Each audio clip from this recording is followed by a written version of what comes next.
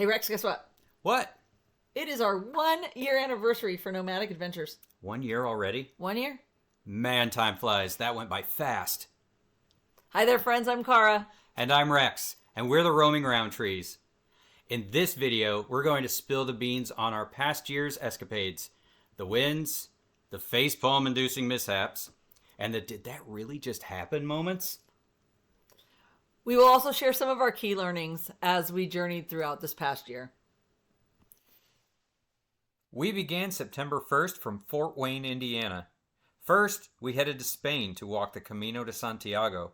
From there, we began a trek around the world that took us to places like Africa, across the Atlantic Ocean to South America, back to North America, spent some time in the Caribbean, and ultimately to Europe before ending this year in Scotland.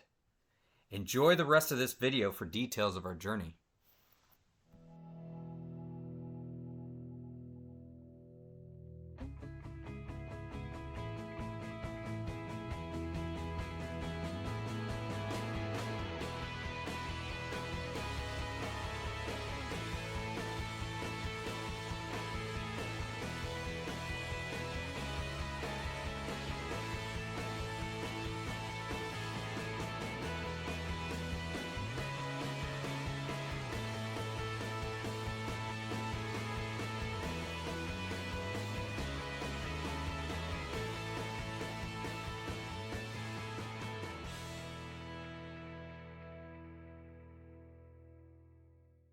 In total, we traveled to 4 continents, 17 countries, and journeyed to over 56 different places by car, plane, cruise ship, ferry, bus, train.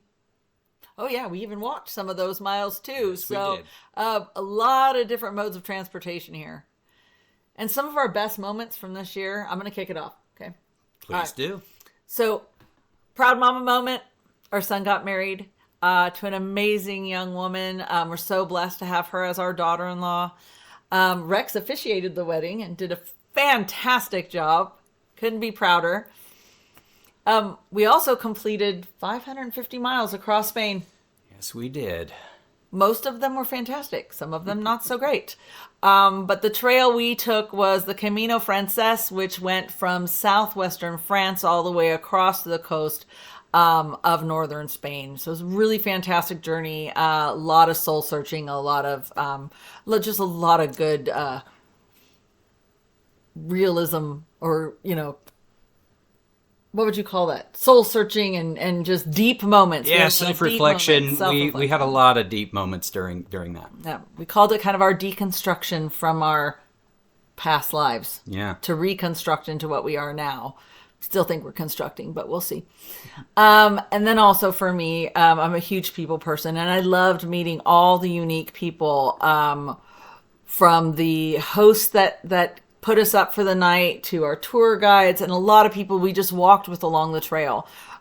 Great people, and we look forward to continuing relationships with them as we move forward. Yeah, for me, number one had to be swimming with the sea lions in the Galapagos Islands for my 50th birthday. Mm-hmm. That was a milestone. That was a highlight. I think it's going to be really tough to top that in future birthdays, but I am up for the challenge. Challenge accepted. Yeah. The other thing for me was stepping foot on the African continent for the first time. We have a goal to reach all 7 continents before we're all said and done. And this was one more off the list. So it was really exciting to do that when we went to Morocco. So, yeah. And then ending up in Buenos Aires the day that Argentina won the World Cup. That was just a spectacular moment. We didn't plan it. It just happened. We were there. We were able to watch it. The home team won. So there was a lot of happy people at the end of that day, and the celebrations that took place out in the streets were just incredible. It was really cool. One of those moments that you'll never forget. It was a magical coincidence. Absolutely. There were so many highlights from this year. We couldn't list them all because this video would be very long. So we just hit our top few. There was also some not so good moments, weren't there? Yeah, unfortunately there were. Yeah, we said we were going to do the good, bad, and the ugly. We were always going to be honest with y'all, so here it goes. Yeah, so here we go. One of the biggest was the injuries that we sustained on the Camino. Kara's blisters. Remember Babs? Short for my big ass blisters. She got those bad blisters. I had a heel spur that I had to deal with. So both of us had some foot injuries that laid us up for a little while. We had to take a break and rest and recuperate before we got back on the trail. But it's par for the course. We knew that was probably going to happen. But that was one of the negatives for us. For me, even worse than Babs was the 25-kilometer day where we could not find a place to sleep. We only wanted to do about 16 kilometers that day, and they were all booked up. And then again at 20 kilometers, and that one was closed for the season. And then at 25 kilometers, when my brain wasn't even moving my legs anymore and tears were pouring out my face, that we finally found a place to rest our head. And definitely learned there that, you know, even though people say the Camino will provide, well, it provided me with a guidebook, and I guess I should have used it to make the plans for the lodging that night.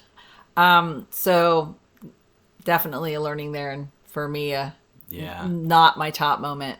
From that point on, we started booking in advance for the rest of the Camino, Oh, yeah. and it worked out much better. Yes.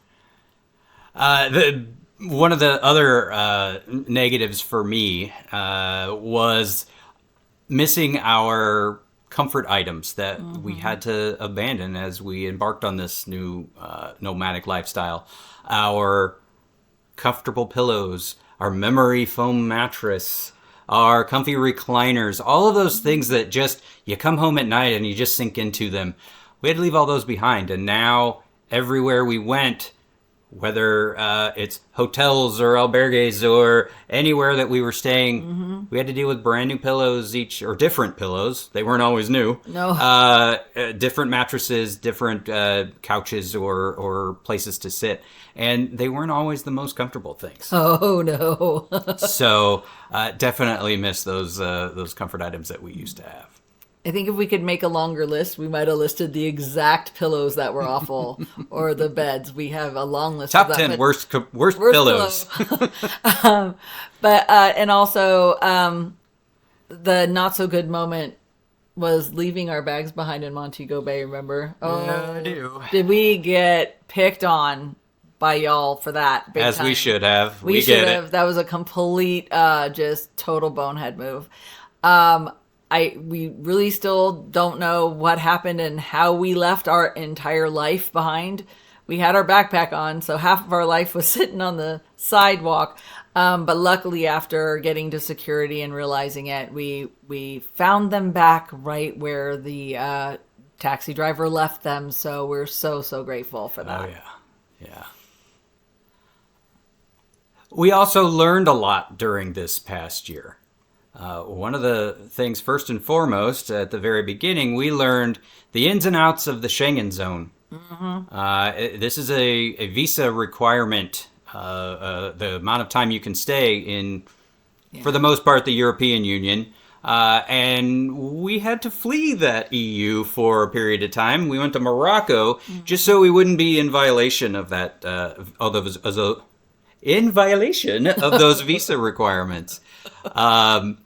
And this really happened to us. We had planned it properly, but we hadn't anticipated that we were going to end up with those foot injuries on the Camino that laid us up for about 10 extra days. Right. And those 10 extra days cost us the time we needed to meet our Schengen zone requirements. So we had to adapt, and it's exactly what we did by going to Morocco.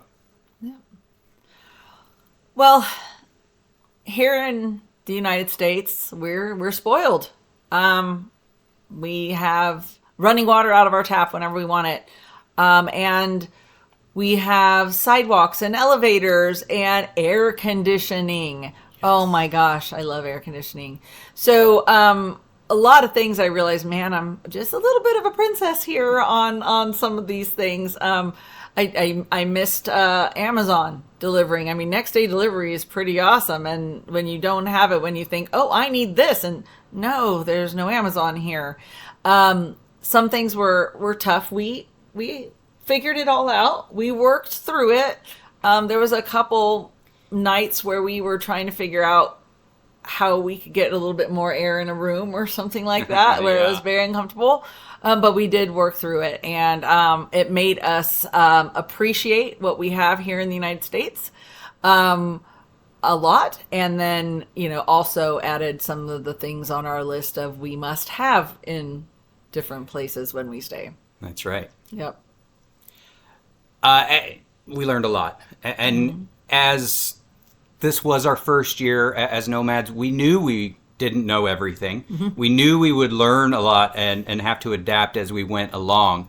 But one of the things that we did learn on this past trip or this past year was having to balance our budget, right? And not just making the numbers work, but offsetting some of those more expensive stays, because there's going to be places and cities. You can't just say, I'm going to spend X amount of dollars per day and just stick to that. Some places are going to be more expensive than that, and there's no way around that. So you need to balance those out, and we found we need to do a little better job of balancing out those higher, more expensive places with some less expensive stays or cheaper stays. Or free.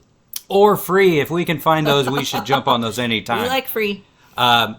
One of the biggest things we did not anticipate from a budgeting perspective, even with the expensive and less expensive, I think we did a pretty good job at that for the most part. But what we didn't do such a great job on was anticipating rolling into year 2. And we do this about on an 18-month cycle. So as we start having to put down deposits and start making final payments for things that are coming up in year 2, we had to pay for those in year 1. Right. So effectively, those year 2 deposits had to come out of our year 1 budget. And we hadn't really anticipated that to the full extent when we were doing our original budget. So we know that now. We'll adapt and learn from that and kind of put that into our planning for this coming year.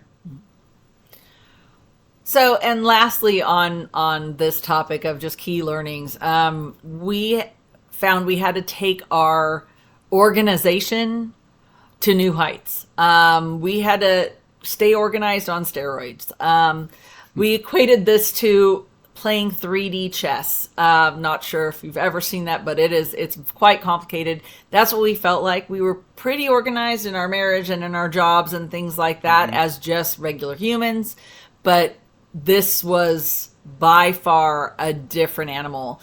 And so we had a couple tools, and we had one was our spreadsheet for the Camino that tracked our mileage, where we wanted to stay. Once we finally got to the point where we were booking stuff, we were putting it all on that spreadsheet.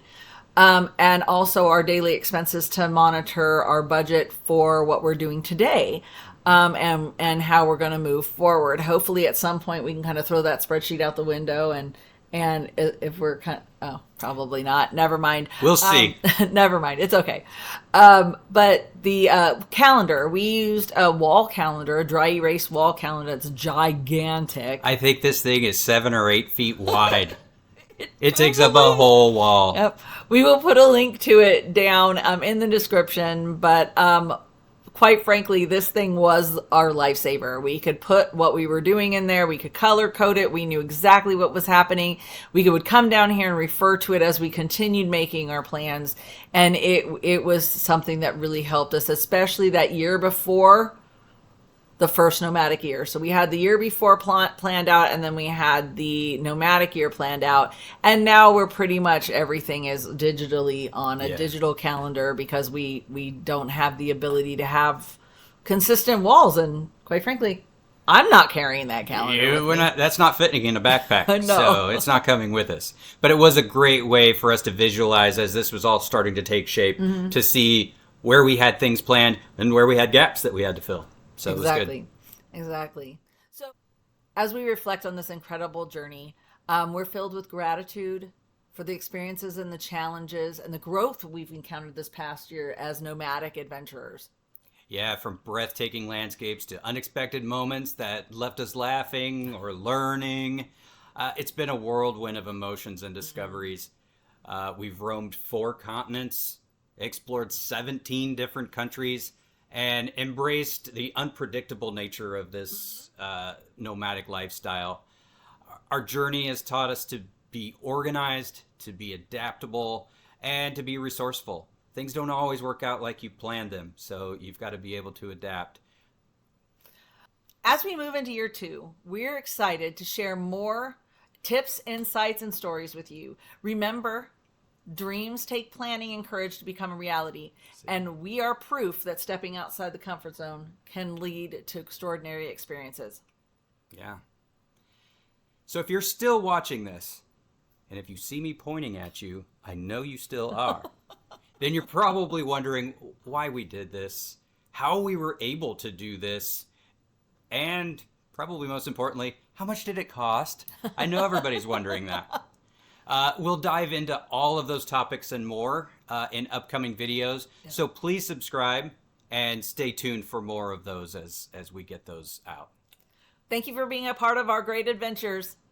Bye. Bye.